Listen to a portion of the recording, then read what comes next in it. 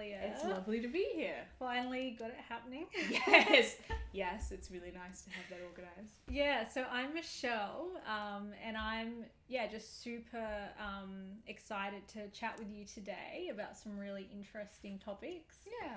Kind of all your cool stuff you've got going on, and do you want to introduce yourself? Give a little the bit? background. Yeah. So I'm Emelia. I'm 23. I had a long teenage years growing up on the poetry scene, but later in life I've started working as a pastoral support worker at Clayton Wesley Uniting Church, and also as the youth coordinator for Brown Place Uniting Church. And I'm also sort of hoping to go into ministry in the Uniting Church as well. So I'm sort of discerning a call to ordained ministry as a minister of the word. So that's so amazing. Yeah. It's all going on. Yeah, I love it. I just love your whole trajectory, you know. It's very strange. The pathway, and I think that's what I was so interested to, get to chat to you and kind of pick your mind a little bit. And for everyone who's watching, that's how I actually met you. Yeah. Years ago, it was at a poetry competition here in Adelaide. And you really just like, I was like, who is this girl? Like, you were just so incredible. And you won the competition. I did. And you blew everyone away that night. Yeah. And I'm not sure how old you would have been at the time. But I think I was 17. Yeah, you were just like this little like firecracker. And we were just like, oh my goodness. Like, because was that the first time you'd really started getting into doing poetry competitions? Yeah, so that was my first official competition.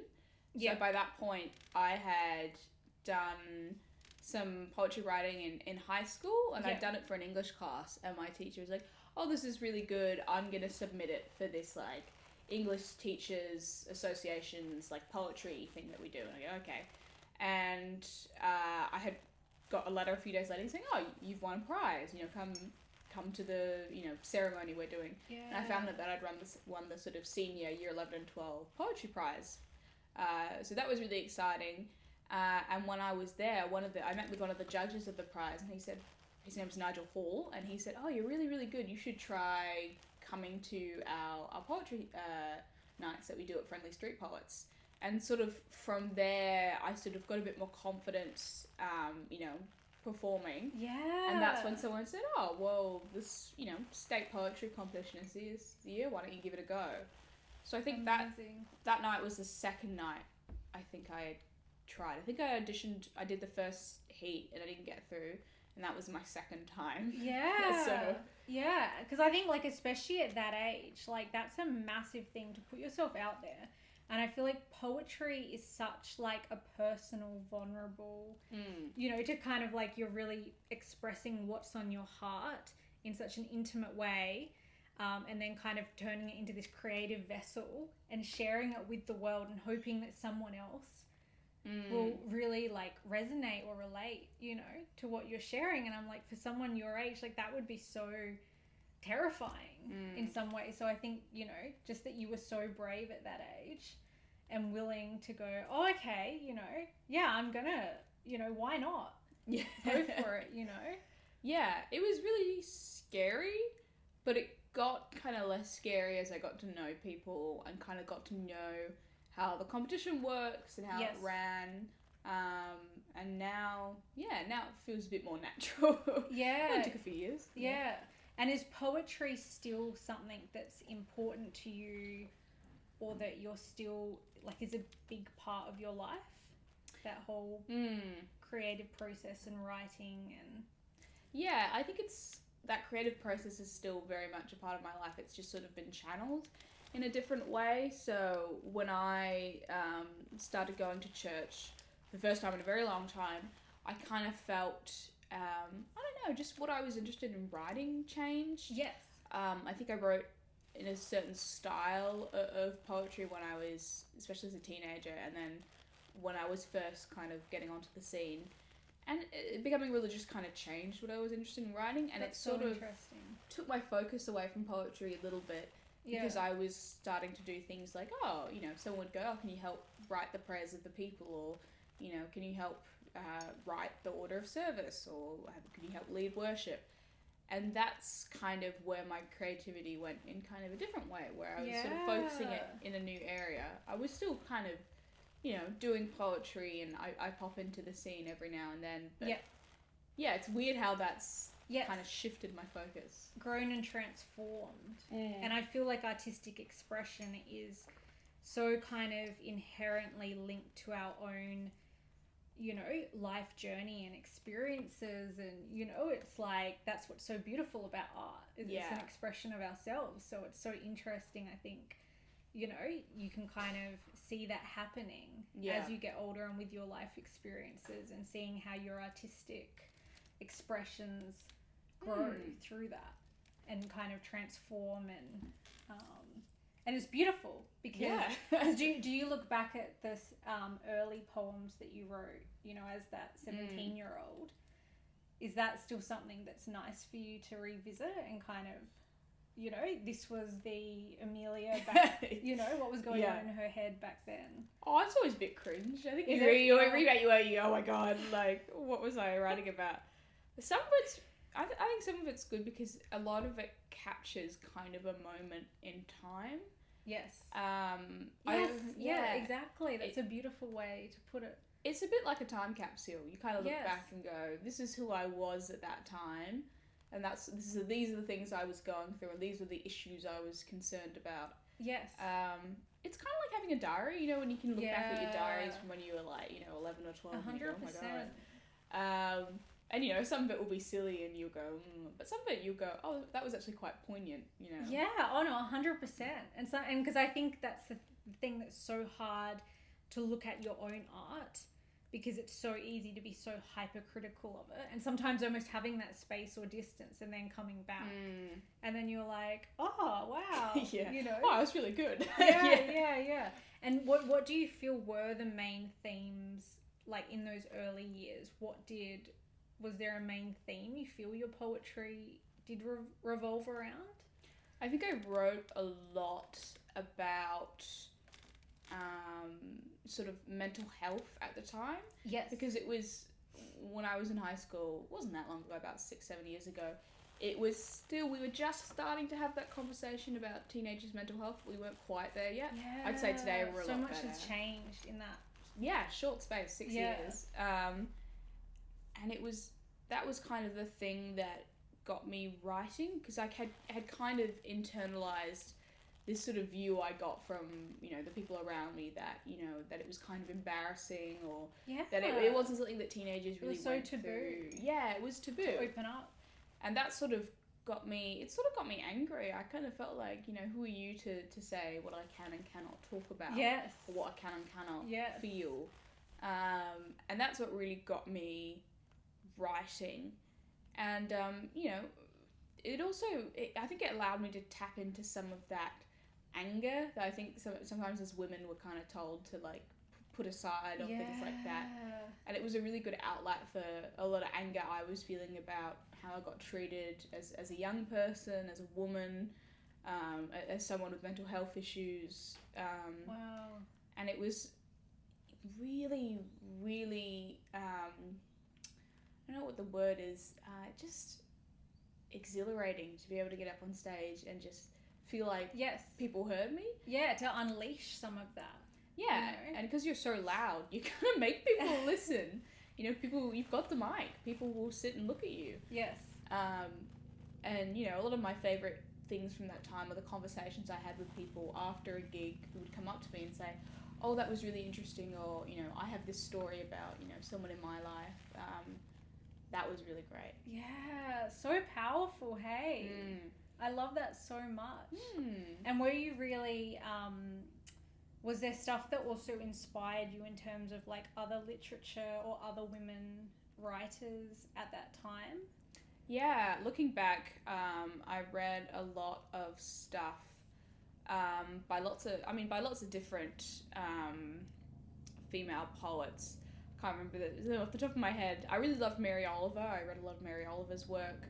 I read a lot of different poets. Like I read a lot of Sylvia Plath. I love her so much. Yeah, Sylvia Plath was oh man, like even just everything that comes out of her mouth is just like, brilliant. Yeah, it's really brilliant. And Blythe Bard, I think that's her name. Wow. Who was an American slam poet who really changed the way I thought about slam poetry and how slam poetry was presented. I watched a lot of, I'd sort of go on YouTube and put in slam poetry and kind of watch different, mostly American, because the scene was very American at that time. Yeah. Sort of writers got up and perform, and it was really interesting to see the things that they wrote about. Yeah. And the way they would perform it, and that sort of helped me in developing my own style of cadence and, you know, how much eye contact am I using and, you know, how many pauses am I putting in these poems, you know? Yeah. That was really interesting. Yeah.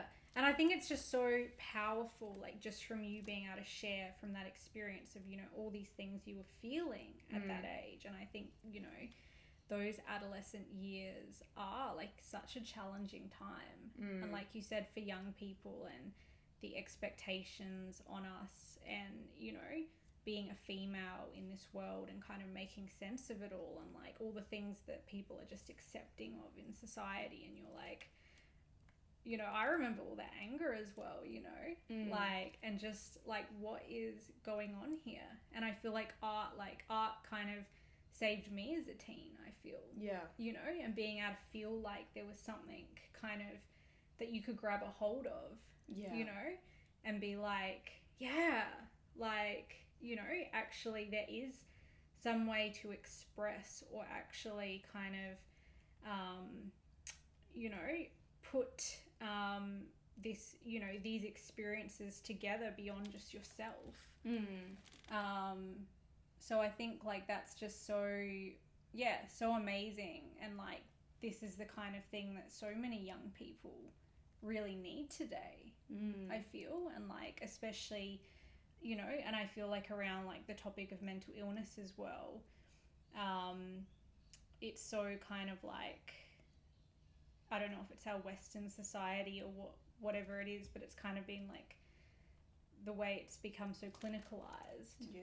And not being able to talk about in a human, relatable way. And that's where like mediums of art are like such a powerful way to kind of like transgress those boundaries and like stigma, you know? Yeah, and I think, I mean, I pop into local poetry gigs, you know, every now and then when I can.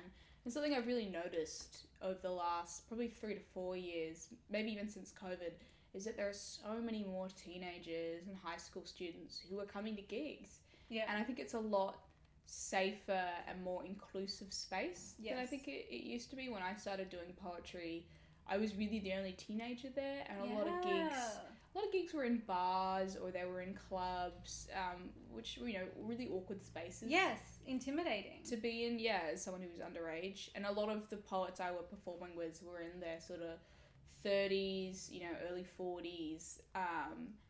And there's a bit of a strange power dynamic there. Yeah. Whereas these days, there's just a lot more, I mean, there's a lot more young people, but there's also a lot more, I think, respect for other people and kind of welcoming of more people into the space. People with, more diversity and different views. And I think also a bit of more kind of responsibility from, you know, people who are running these events, that they know that young people are going to be coming, and they've put kind of safeguards in place to make sure that, you know, those young people's voices do get heard and they don't kind of get, you know, pushed aside by kind of some of the older or some of the more experienced poets. And that's so wonderful, and, you know, that you've been able to kind of get to see that journey, and you yourself have been a part in, you know, shifting that process. Because I think that's what stood out to me that night. Seeing, you know, because you were, you know, the youngest person there with all these other adults, and, you know, and I think that's the other thing we need so much in society is to realize, you know, the voices of our young people are so important. And we should be listening to our young people, and we have so much to learn from them. You know? So yeah, I just think you're so amazing. And Thank you. Did you have a particular poem that you've written that you wanted to share? Yeah, absolutely. Today? I will go through and grab this one. This one, I mean, when I was writing recently, I've been focusing on more, I guess, interpersonal issues for me, rather taking away on less sort of mental health based or political poetry and looking more, I guess, internally. Yeah. And I wrote this poem after having the sort of very, young adult experience of, leaving uni and you sort of lose friendships, when you get a real job and you lose touch with people. Yeah. Or, things like that. So I wrote this one, and if I bring it out.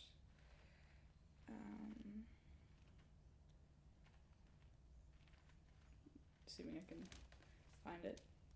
This is where the magic of editing. Is it alright that the screen's gone dark? Yeah, this is just it's still recording. It just means it's yeah, it's still going. Yeah, you're doing so well, by the way. Thank you're you. Amazing.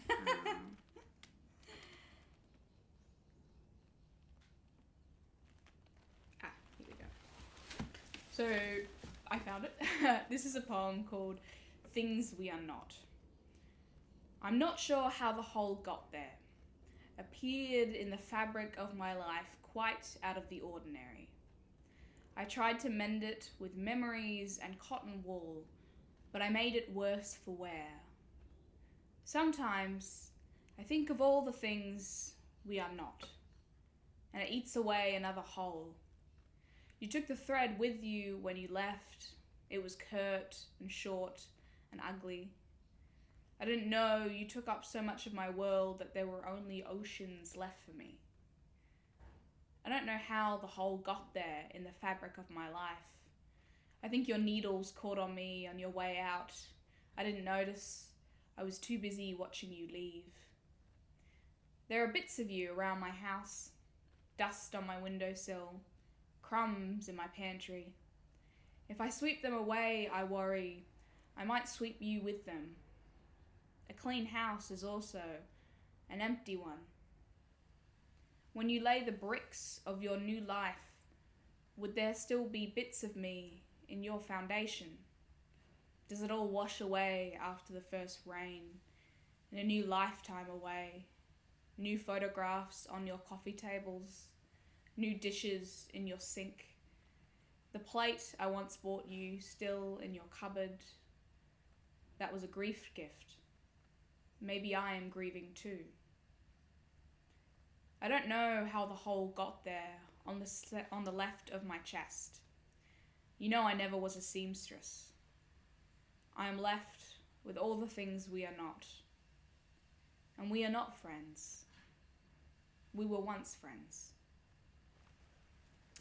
Wow.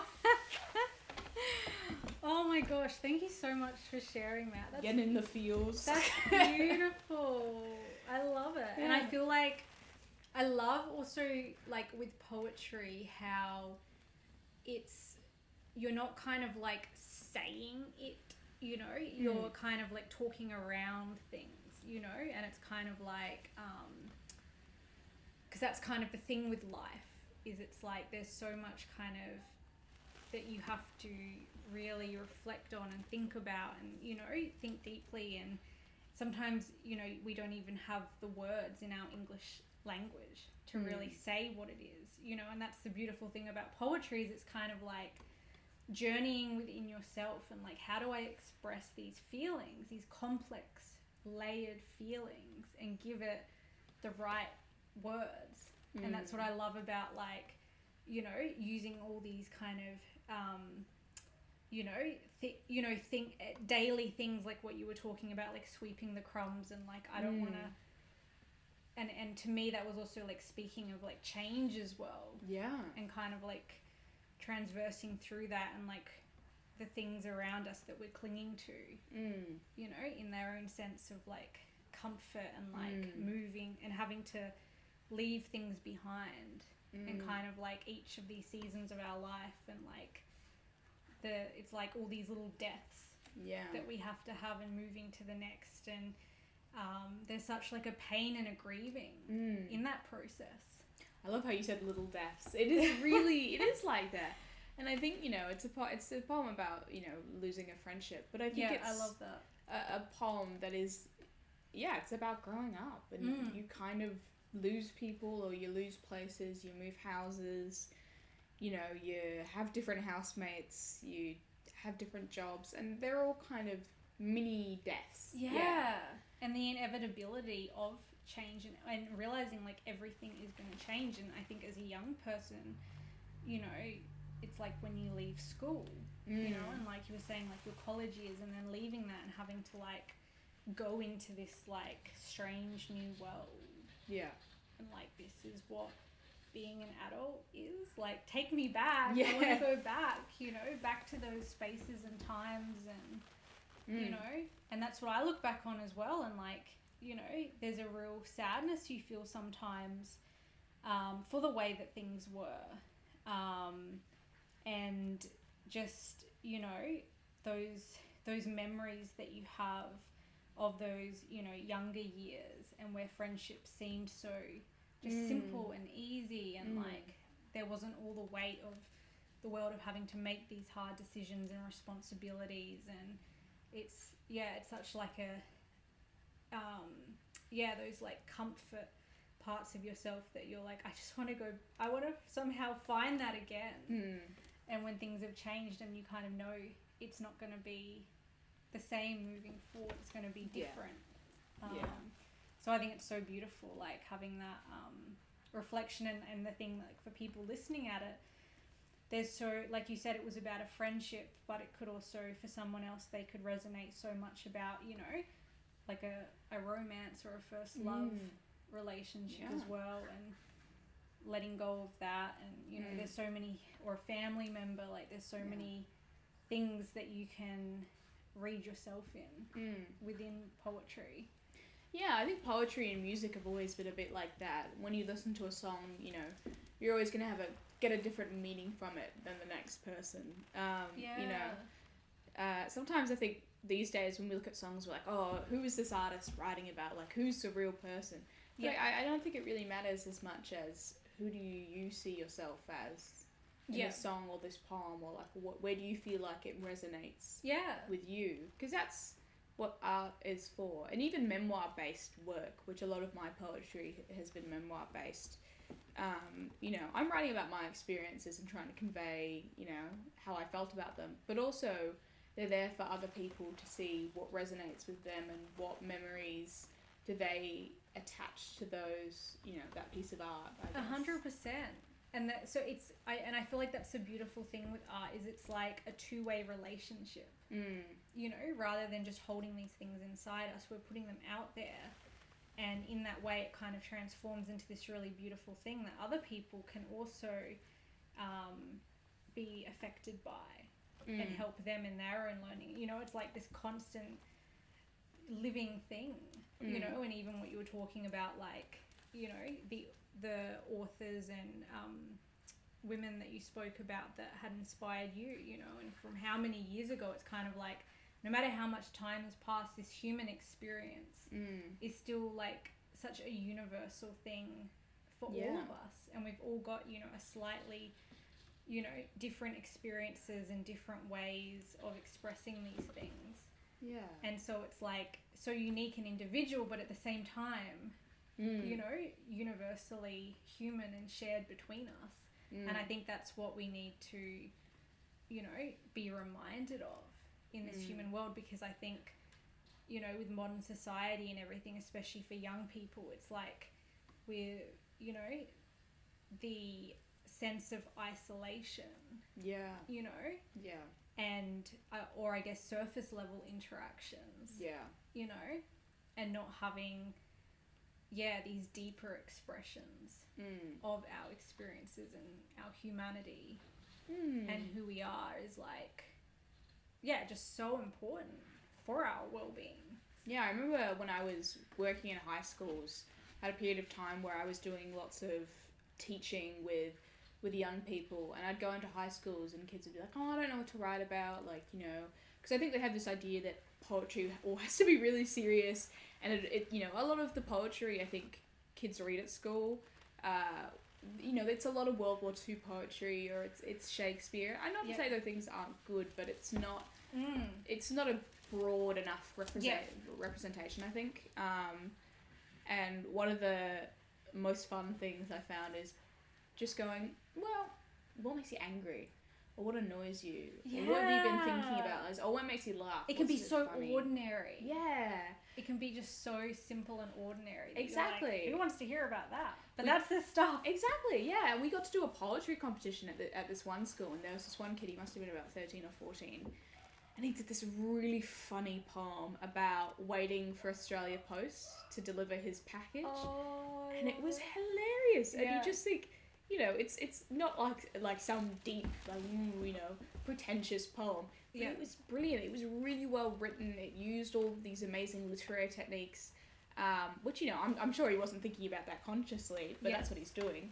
And it was just really fun to watch. Yeah. And you kind of forget that, like, poetry can be really funny and can make you kind of like laugh or go, oh my god, you know, it was just great. It was really fun to watch. 100%. Tapping into that real human stuff.